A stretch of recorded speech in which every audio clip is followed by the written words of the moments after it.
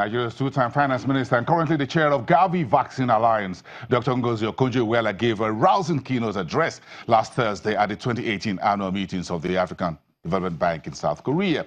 Dr. Iweala's speech centered on diversification strategies for Africa's industrialization program as part of the Korea-Africa Economic Cooperation Initiative. So after her presentation, I got a few minutes of a sit-down with Dr. Okonjo Iweala to ask her a few thought-provoking questions around the subject matter and even more. Let's take a listen. Very important how to look at what you call industrial revolution for Africa. I'm not sure we shared much of the first, second, and third, but here the fourth one is upon us. What are your views about it? Well, I think the fourth industrial revolution is here. It's not something we can stop, but it's something we can harness to improve the conditions on the continent. And the issue is that we are already experiencing parts of this fourth industrial revolution. People may not know it, but they're experiencing it on the continent. So I'm really hopeful that even though we haven't completed, you know, people will say to you, we didn't complete the second or third. Most of us don't have access to electricity. How can you be talking of a fourth industrial revolution? But I believe that since it's here, we have to look at how it can help us solve some of these perennial problems we have. And I can talk about, you know, the way it's transforming lives in developed countries. We can look at it in developing countries. Two very, very, very important examples we need to look at. First is the mobile payment system in Kenya, which is based on mobile technologies, on the mobile phone, which has transformed the lives of so many Kenyans. 18 million Kenyans are using this M-Pesa system to do their financial transactions. So they don't need to go to a bank. They don't need anyone. 74% of Kenya's GDP transfers moves through this system. So the issue is 6 other African countries, Tanzania, Kenya, Tanzania, Uganda, mostly in East Africa, have been adopting this. In West Africa, it's coming. We are using some mobile payment system in Nigeria as well. But can we spread it faster and quicker? Because it really saves a lot of trouble for people. They don't have to be near a bank.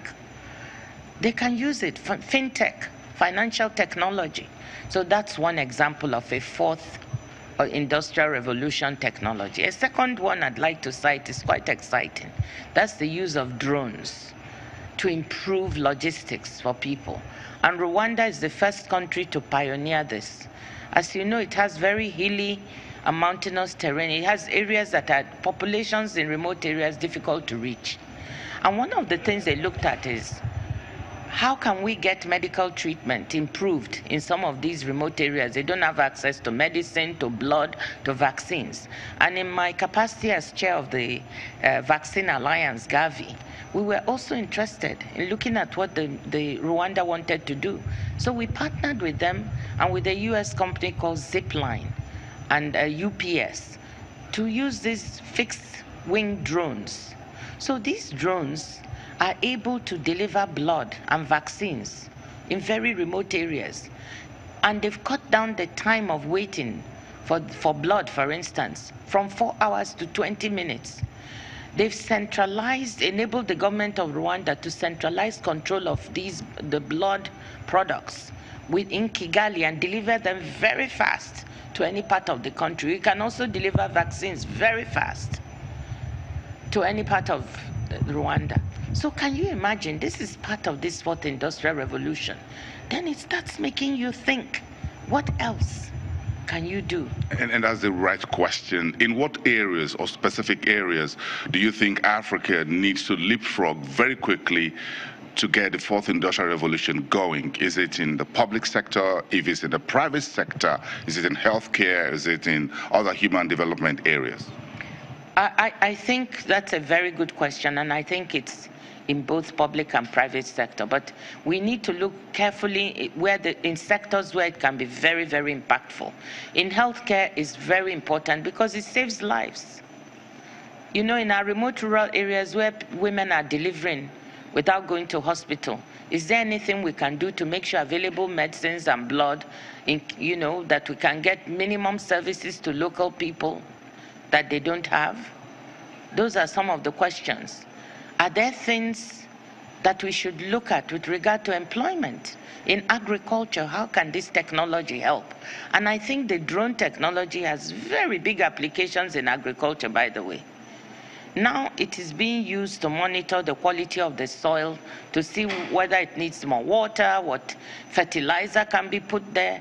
Even when the plant is growing, it monitors the condition to know whether it's growing properly or something else needs to be done, which helps to avert sometimes some disasters for farmers when there's drought or flood and so on and so forth.